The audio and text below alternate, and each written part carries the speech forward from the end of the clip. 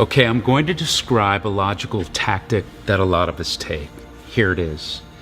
There's you, just you, me too. And we do things to gain other people's approval. We do things to make them happy with us. And then we feel pretty good about ourselves, right? Or we think we do. Now, some of us choose this tactic for years. Some of us choose it for a lifetime. Why?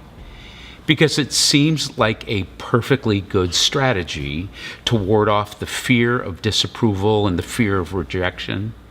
And here's the deal, it can actually work. It works in getting people to like us, to approve of us, to validate us. This tactic actually works in avoiding and having others disapprove of us, disapprove of our thoughts, our beliefs, our actions. It actually works. But there is going to come a time when the genuine and true side of our soul realizes that the tactic is not coming from the true essence of ourselves. And when we begin to wake up to that realization, when the constant seeking of approval, this ever people-pleasing, what we think is a good tactic, becomes not good to us at all, and we long to escape it. Because it's just endless. It's more trouble than it's worth. So let's talk about this, and let's reimagine if Christian spirituality actually has something to say about liberating us from this approval stuff. And listen, it can add to it based on a certain Christianity you had. Maybe it was Biblicism or Christian absolutism. Maybe it was rigid doctrinalism, right? This only added to this endless pursuit of people-pleasing because your faith was more about being biblically and religiously behaved over the experience of living spiritually whole. Now, we do know some history from the first century. The historic Jesus, well, he was crucified in the year 30-ish sometime. But by the year 50s of the first century, the Christian church is gaining some legs. Now, not without opposition. There are some people paying a serious price for these new teachings by Christ. There's torture for faith shifting away from their beliefs by turning their affection towards Christ instead of their doctrine. There's excommunication. There's loss of reputation. There's the accusation that you've lost the true faith. I mean, sound familiar? You see, whenever the expanse of love starts to threaten dogmatic orthodoxy, oh, the stones always come out. It's always been that way. It always will be. So when the Christ was Jesus incarnate living among them, he was starting to see the weight that some people carried for this good news of love and grace. In fact, there are a number of occasions where people are sort of saying to Jesus, listen, I like what you're teaching. It makes sense what you're saying. And I'm super drawn to it. But it's just too much for me, man. If I get on your good news train, Jesus, there's going to be some serious hell to pay with my family, with my synagogue, with my faith community. I'm drawn to what you're saying, but I just can't do it. I mean, you start throwing in your family, your community of friends, you drop in the God card and the religion card, and then you mix that with our codependency, our abandonment issues, and all of our people-pleasing, it gets really thick. It gets pretty burdensome, doesn't it? And some of you really relate to the people that are saying this to Jesus. Listen, my heart knows the healthy direction to go. I do want to experience the freedom and the peace, but I just can't deal with the conflict. I just can't deal with the rejection. I can't deal with the lack of approval. So by the 50s in the first century, Christianity is spreading to the north in Asia Minor, and one of its leaders, who used to be its greatest persecutor, Saul of Tarsus, who had given his entire life to religious piety, he comes in and he even says, I got my religious piety from my family. At one point, he admits that his whole mission in life is to please this religious piety and to be approved of by his colleagues and his faith community. He even gets vulnerable at one point in his writings and admits, I even thought that kind of life was of God. I thought it was real faith. I thought it was the Spirit, but it wasn't. Isn't it amazing how we can end up thinking that our own codependency, our own people-pleasing, our own God-pleasing, isn't it amazing how we can think it's actually the product of being a virtuous son or daughter or virtuous spouse or partner? We even think it's being a good Christian.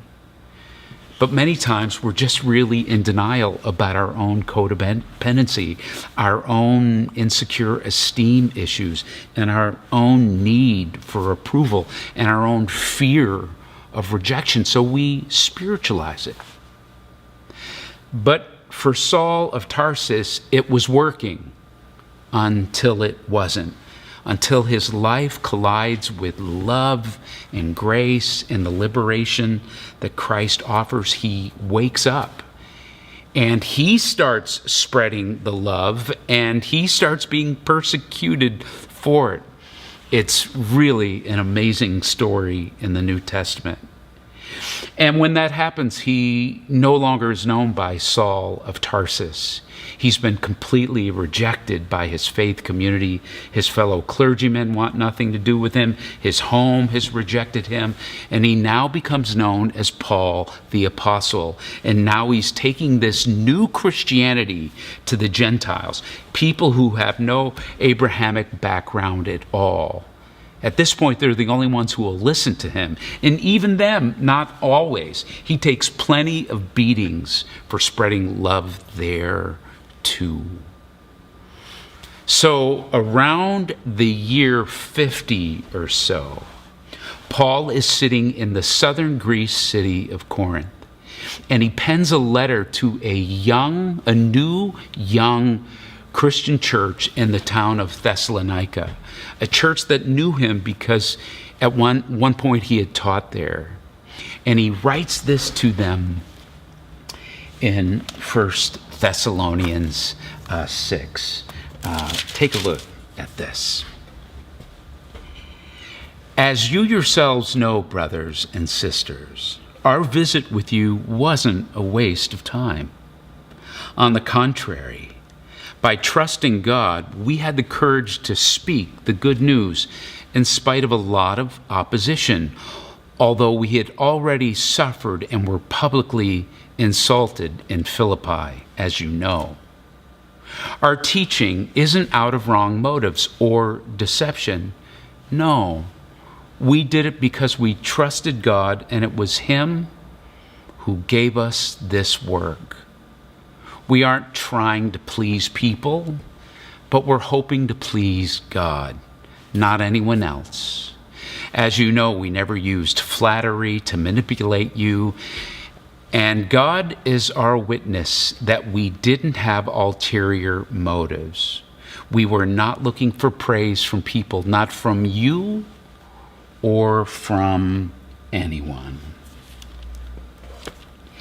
You know, when we're looking for approval, it always needs an outside source, and Paul seemingly is pronouncing that. Somehow he's moved beyond needing approval from this outside source, the church folks in Thessalonica, the opposition there that disagrees with him. He doesn't need that anymore.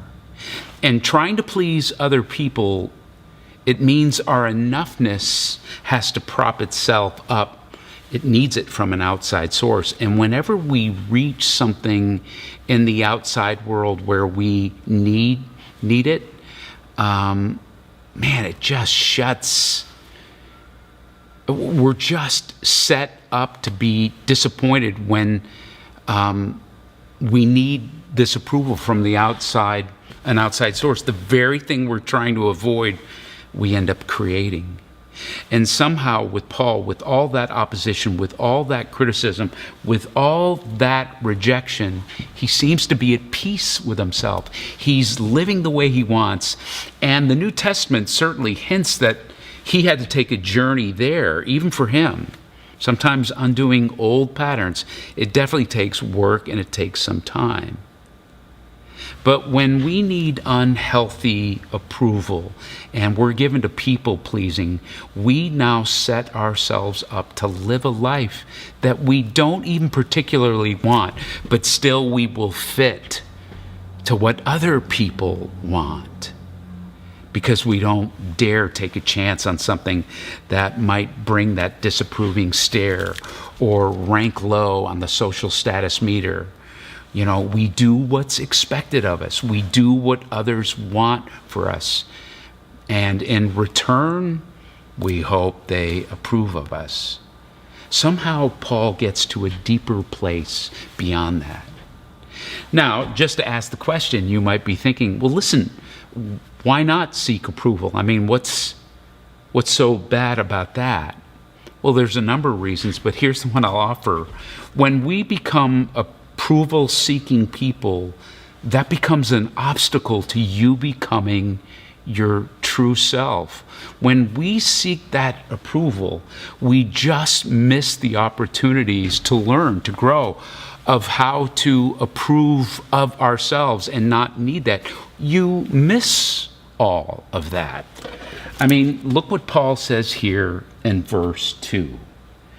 By trusting God, we had the courage to speak the good news in spite of a lot of opposition.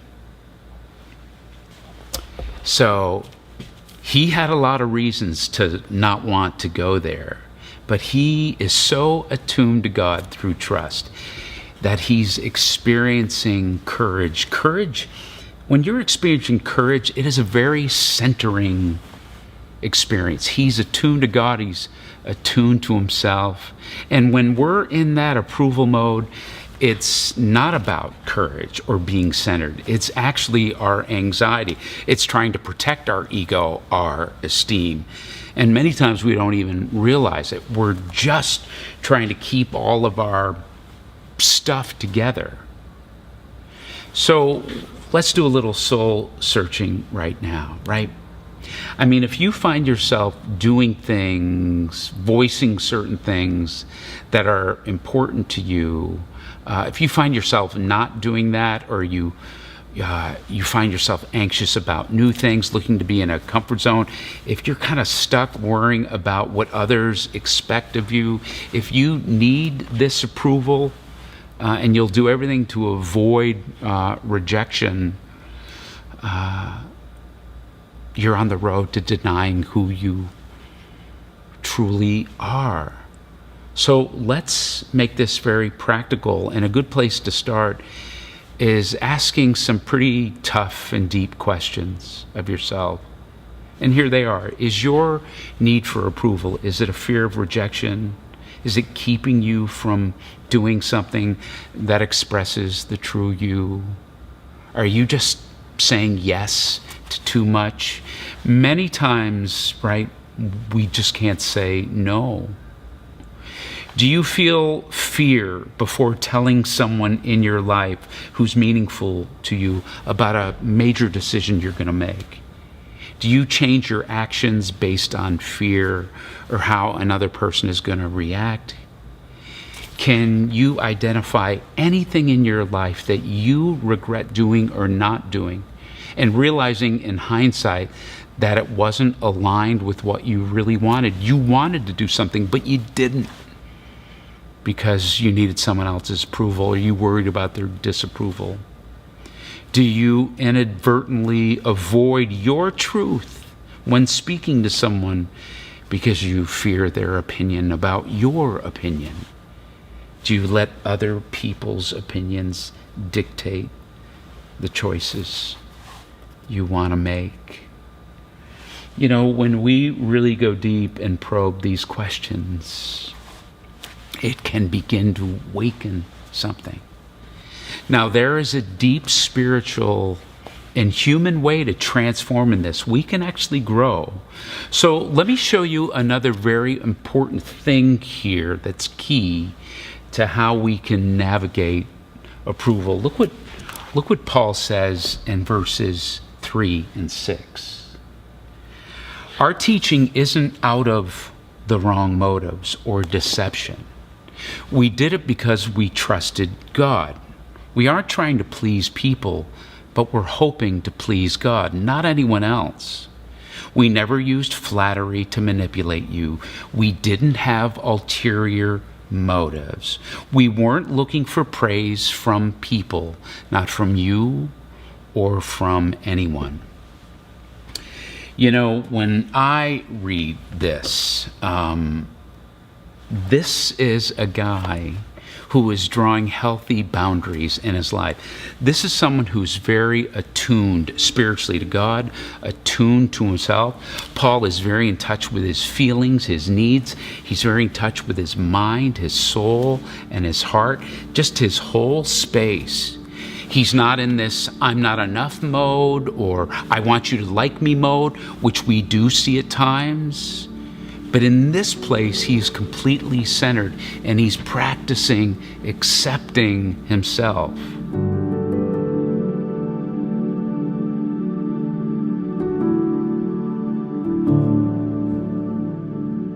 So here's some actual ways to navigate this endless pursuit of approval.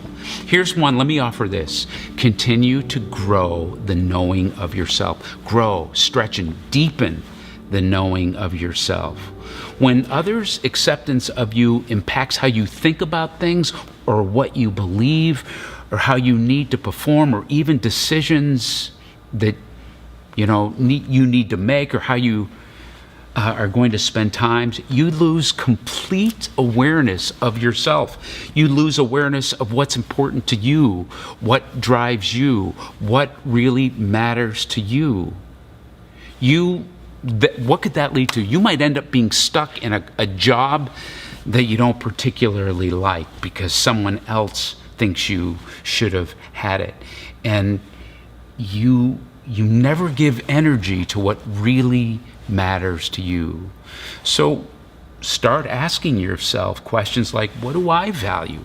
What keeps me awake at night? How is it that I might prefer to spend my time?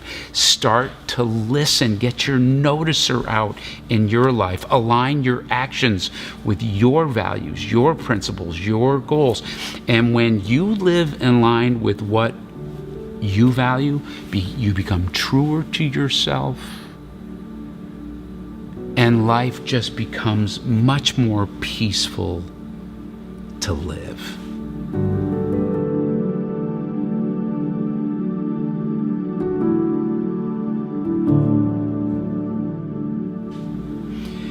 Well, here's one that I had to really learn in my life. And part of it deals with my upbringing and some of the emotional detachment that was in my childhood. But here it is.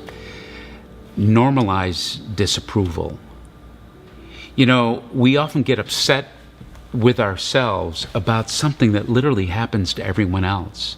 I mean, do you know anyone who isn't approved of at some point in their life? I mean, everybody experiences somebody not happy with them. And so why is it we think that we should live a life where no one ever disapproves of us? So disapproval is just a normal thing. It's normal. And I know when you're experiencing it, it feels so abnormal. You want everything not to feel that way. But the more you and I, from our heart to our head, from our head to our heart, if we can just go, okay, disapproval, rejection, these are normal parts of a human life, the human experience. I'm not saying it doesn't hurt. No. It can hurt to When we experience the rejection of people we love, that hurts. So when I say it's normal, I'm not saying nonchalant, but when I say when we normalize it, it helps us to accept it better, healthier. So just normalize disapproval. You're normal.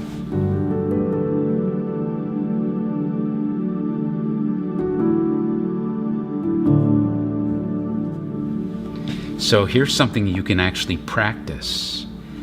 Practice being assertive. One good way to overcome anxiety and fear is to actually practice the behavior that you're anxious about. The point is that by purposefully collecting harmless disapproval, right, you can come to realize that nothing important changes. So accept that now you're able to assert yourself. You can speak up. Assert your opinions. Assert what you think about things. If you really feel you don't disagree, you really feel like you disagree with what someone is saying or an opinion they're expressing, certainly be kind and nice, but you can speak your opinion. You know, I don't see it that way, or I feel differently about that. So one of the things you and I can do is begin to practice asserting your thoughts, your opinions, your values, your interests, your opinions. Speak them, again, kindly and gently. And I'll tell you what, the more you do that, the more you practice that and actually see that many times it's inconsequential, or if it is consequential, if you somehow survive that, it just begins to center you. You just gain a new kind of comfortability and trusting of yourself. Spiritually, I think you see, okay, this is how I'm supposed to, this is me being truly who I am. So practice, try it this week, practice asserting yourself.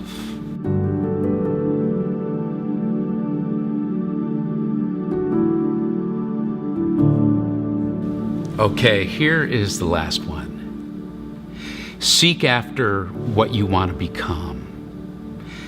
Now, I guess here's the bad news of that. What we seek, we are. But here's the good news. What we seek, we can become.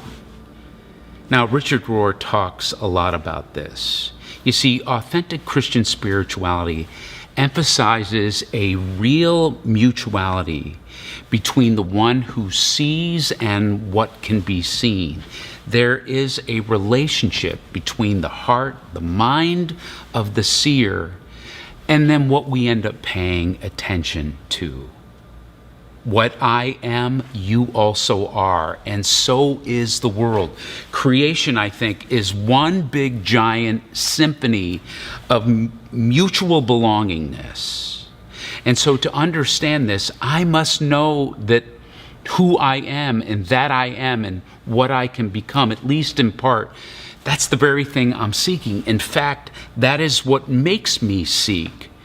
But many of us don't realize this good news, that God cannot be found out there until he's first found in here, in ourselves.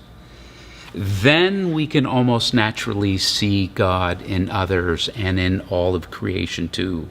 You see, what you seek is what you are. The search for God and the search for our true self are they're really the same search.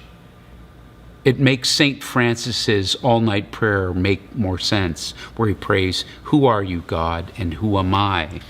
I think this is the most honest prayer any of us could offer. You see, a heart transformed by this realization of attuning to God and this realization of unionizing with God, this experience of oneness that only love in here, in me, can spot and enjoy love out there. Fear, constriction, resentment, right? These are obstructions from us loving. And they never take us there. They don't take us anywhere good, really. And so the great paradox in Christian spirituality is this realization is that somehow when you want to see this, if that's what you want to see, you'll see it. The central practice of Christian spirituality, it's that we must remain in love, as Jesus talks about in John 15. And when we're eager to love, then we see love in the world around us. When we're eager to show peace and give peace, we see peace. But when we see rightness and division, when we judge, when there is a right way and a wrong way, when there is those who are included and those who are not, that's what we will see. Faith is more than this esoteric doctrinal found out in outer space that I need to know, believe, and even please. But salvation really is an internal thing. It's something that happens in mind, body, and soul. And it happens internally through our trust in unionizing with God. Jesus didn't say, be the one who is right. Jesus said, be the one who loves. And when you and I seek after that, that takes us on the road to who and what we will become.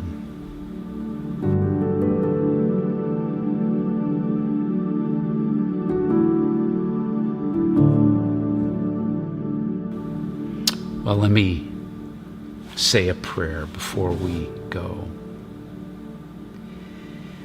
God, I often say that attuning spiritually, growing spiritually, or I should say deepening spiritually, is more about what we see and how we see. It's more about awakening.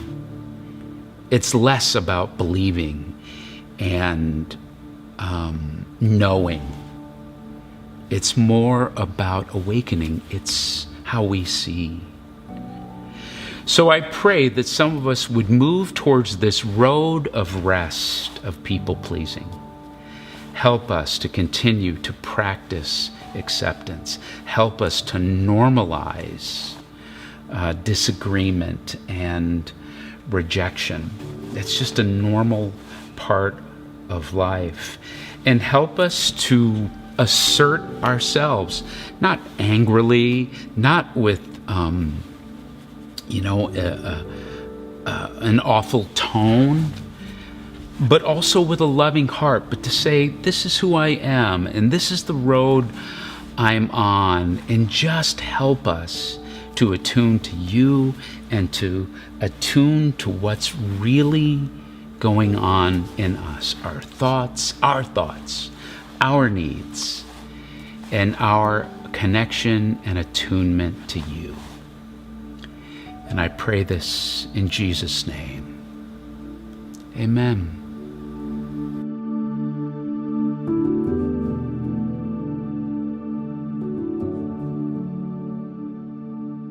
Sit there while I tell you just how beautiful you look tonight. As if you haven't heard me say about 100 times. You shake your head and look away. I promise that I've tried my hardest to let go of this, but every time I think about a world without you in it, my life becomes a darker shade of gray. Hey, hey, and all I wanna do is make you smile. When darkness still ensues, I wanna be alive. Whatever we go through, I'll make it worth your while. 'Cause every minute, every hour, every day, I wanna make you smile.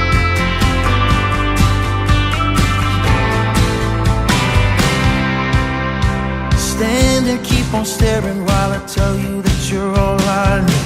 And even though I know that I'm a fighting breed, I'm gonna keep on showing you exactly what I mean. 'Cause all I wanna do is make you smile. When darkness still ensues, I wanna be alive. Whatever we go through, I'll make it worth your while. 'Cause every minute, every hour, every day, I wanna make you smile.